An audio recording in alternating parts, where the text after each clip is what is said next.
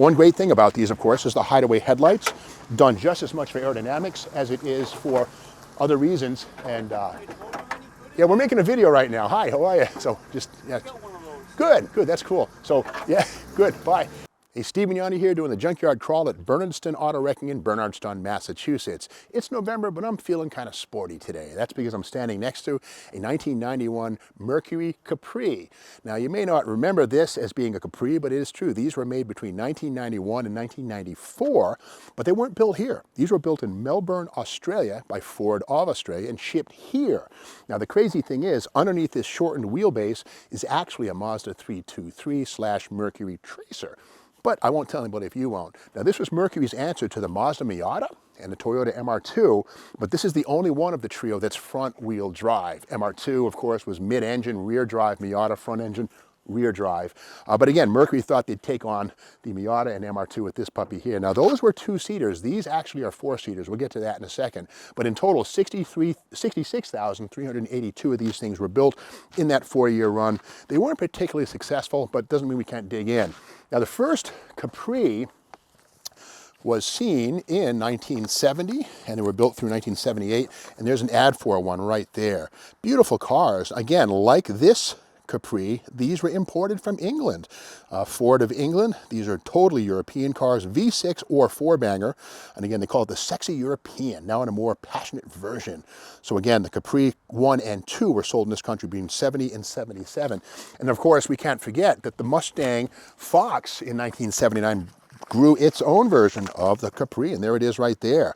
And these, of course, are made between 79 and 86. Of course, Mercury made theirs slightly different with a bubble rear window, bulged quarter panels, but largely it was a Fox Mustang under the skin. This one has the weird TRX metric wheels, those three-spoke wheels, which are 15.3 inches in diameter. And if you're looking for tires on those puppies, have fun. They're like $500 a piece if you can find them now.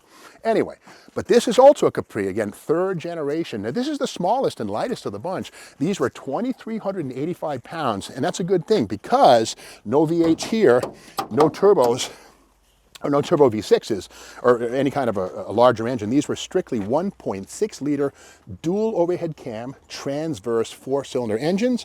Again, that's a Mazda engine, but again, not a bad little piece. You can see the spark plug wires pull out like a little Hemi right here, right down the middle. Well, there it is inside. Fuel injection, of course, and this makes 100 horsepower. And again, with 2,385 pounds, this is a fairly peppy car. There was also the XR2 Turbo, same engine with a turbo and 132 horsepower. So it could have been worse, I'll say it like that. But one great thing about these, of course, is the hideaway headlights, done just as much for aerodynamics as it is for other reasons. And yeah, we're making a video right now. Hi, how are you? So just, yeah.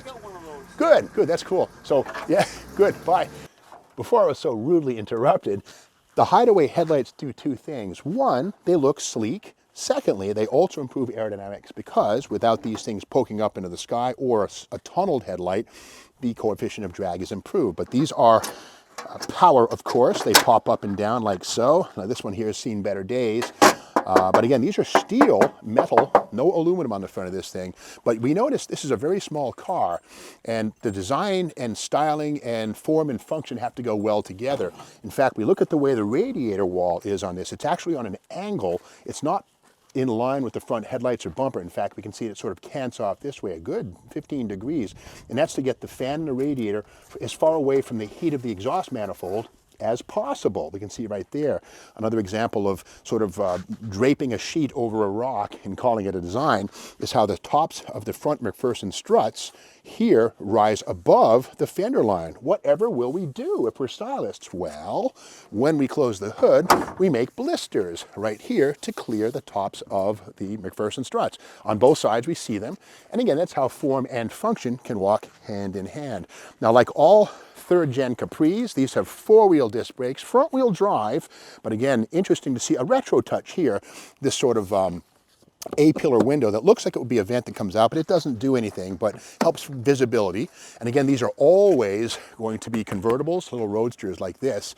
And one thing we don't want to do is confuse the third-generation Capri with the Mercury LN7, this little monstrosity right here. If you lived through the 80s, you'll remember these things. And these were similar in theme to the Capri, but these were basically a Mercury Lynx or a Ford Escort with a shorter body and a two-seat theme. Theoretically sporty cars, but again, the Mercury Capri and this are not the same. Of course, Bob Glidden had one of these things with a 500-inch Boss 429 in Pro Stock, which was a killer, cool car, but this ain't that. But speaking of which, when we talk about the interior of this, we can see the back seat, which is minuscule. You can see right there, a little tiny back seat. But here's the thing, if the seats moved forward or back, there's like no legroom. In fact, the legroom up front is 41 inches, in the back 25 inches. So I keep looking in these things where Mercury put the hacksaw so you could remove your legs and ride in comfort. I don't see that, but riding in the back of this thing must have been not a lot of fun. And keep in mind too that unlike this car's competitors, the MR2 and the Mazda Miata, which are strictly two seats, these are theoretically four-seaters. Now this one here has a little bit of damage right here, but we can see it's completely steel, no aluminum here. Has the Don Johnson graphics package right there. Space Saver spare tire in place here, but these came standard with these 14-inch aluminum wheels. Here's one of them right here.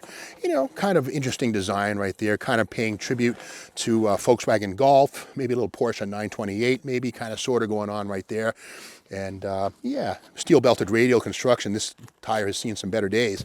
But inside the trunk, oh, look, here's the third taillight right here, which of course I think these arrived mandatory in '86 or so on American cars. But in the trunk, a pretty decent sized trunk compartment with a pass-through. Again, you can put your skis potentially through that, or a small coffin, and basically make as much room as possible out of this thing. But again, a fairly good sized trunk. Little doohickeys we see in here. Here's the original floor jack. And this thing lives down inside of the spare tire well. Look at this thing. It's like a refugee from Truck Lagoon, the rust on this thing. But again, it speaks to the fact that water settles low, and the spare tire wells on these things are almost always rotten because water settles in them. And even the armor all didn't save the day. But again, here we have a third generation Mercury Capri. Again, only made for 4 model years. 1991 through 1994, a total of 66,382 of these things made. Were these the answer to the MR2 or the Mazda Miata? No, not really. With front-wheel drive, they really don't have the vehicle dynamics that you'd expect in a sporty two-seater, but in the XR2 version with 132 horsepower, that 1.6-liter turbo engine, not a boring car to drive. But again, not a lot of these things are around. These are all shipped here from Australia, and this one has found its last days here in Burniston, Massachusetts at Burniston Auto Wrecking. Now, if you like this video, be sure to subscribe to the Steve Maggs YouTube channel, and be sure to ring the bell so that you have an alert as to when the next video comes out, which is tomorrow morning. And remember, there's about 400 Junkyard Crawl videos in the channel playlist you can watch right now for free. So have fun, and we'll see you tomorrow with more Junkyard Crawl.